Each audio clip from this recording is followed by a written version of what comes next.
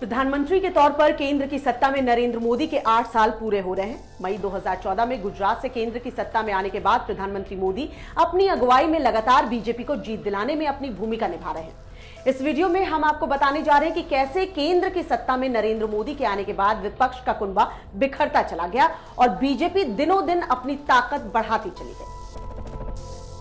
लोकसभा चुनाव में भारतीय जनता पार्टी की अगुवाई वाले एनडीए गठबंधन को बड़ी जीत हासिल हुई है।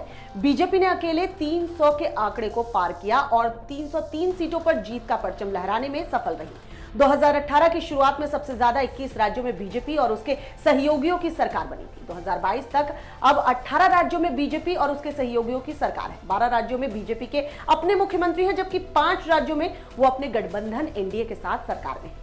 बीजेपी को लगातार मिल रही जीत की वजह से भारतीय राजनीति में विपक्ष के सामने अस्तित्व का संकट खड़ा हो गया है।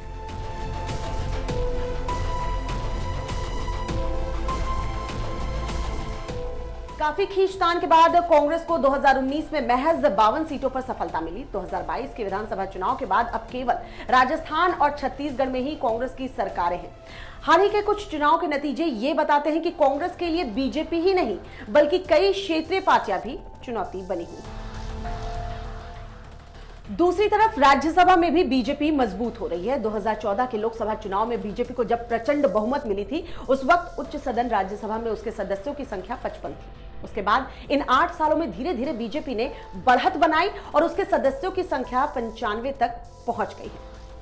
देखा जाए तो बीजेपी को चुनौती देने के लिए कोई मजबूत विपक्ष उसके सामने है ही नहीं। कांग्रेस के लगातार खिसकते जनाधार और एक के बाद एक कई चुनाव में हार के बाद वो मुख्य विपक्ष की भूमिका भी ठीक से नहीं निभा पा रही है। कांग्रेस नेता राहुल गांधी अभी तक विपक्ष के नेता के तौर पर खुद को पेश नहीं कर पाए हैं। ऐसे में कांग्रेस को बीजेपी के सबसे बड़े चेहरे का विकल्प ढूंढे नहीं मिल रहा। कांग्रेस के पास कोई ऐसा नेता नहीं जो प्रधानमंत्री नरेंद्र मोदी के करिश्माई व्यक्तित्व को चुनौती दे सके।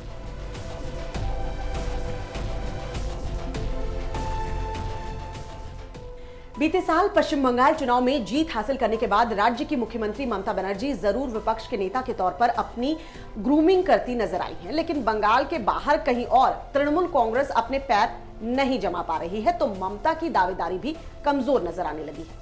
यूपी में सपा रालोद गठबंधन को भी बीजेपी ने 2022 के विधानसभा चुनाव में चारों खाने चित कर दिया। बीजेपी के खिलाफ हाल में तेलंगाना के मुख्यमंत्री टीआरएस नेता के चंद्रशेखर राव ने अपनी नई मुहिम शुरू की, लेकिन हिंदी पट्टी में उनकी स्वीकार्यता नहीं होने के कारण यहां उनकी मुहिम का परवान चढ़ना काफी मुश्किल लग रहा है।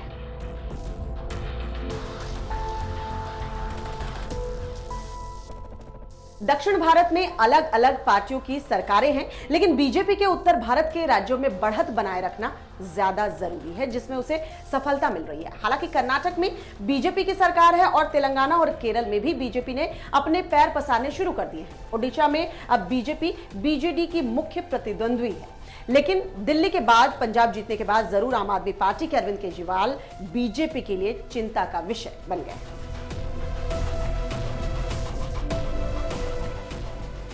5 राज्यों के विधानसभा चुनाव में बीजेपी की सफलता में ब्रांड मोदी की मजबूती और राष्ट्रीय स्तर पर प्रमुख विपक्षी दल खासकर कांग्रेस की कमजोर भूमिका से क्षेत्रीय दलों की दिक्कतें बढ़ने लगी। दूसरी तरफ बीजेपी मोदी को केंद्र में रखकर लगातार आगे बढ़ती जा रही है। ऐसे में विपक्षी दलों की लड़ाई बीजेपी के बजाय सीधे मोदी से लड़ना होता है, जिसमें वो कहीं फेल हो रहे हैं तो कहीं पास। मोदी से मुकाबला करने के लिए विपक्ष के पास न तो नेता है, न नियत और न ही रणनीति। लगभग सभी विश्लेषक इस बात को स्वीकार करते हैं कि नरेंद्र मोदी को रोकना फिलहाल विपक्ष के बस के बाहर की बात है। विश्लेषक ये भी मानते हैं कि अगर विपक्ष एकजुट हो भी जाए तो उन्हें शिकस्त देना मुश्किल है। ऐसे में सवाल ये जरूर उठता है कि बिखरे विपक्ष के बीच मोदी को 2024 में कौन चुनौती देगा। इस वीडियो को लाइक और सब्सक्राइब करें और इस तरह के तमाम वीडियोस के लिए आप देखते रहिए टाइम्स नाउ नवभारत का डिजिटल प्लेटफॉर्म।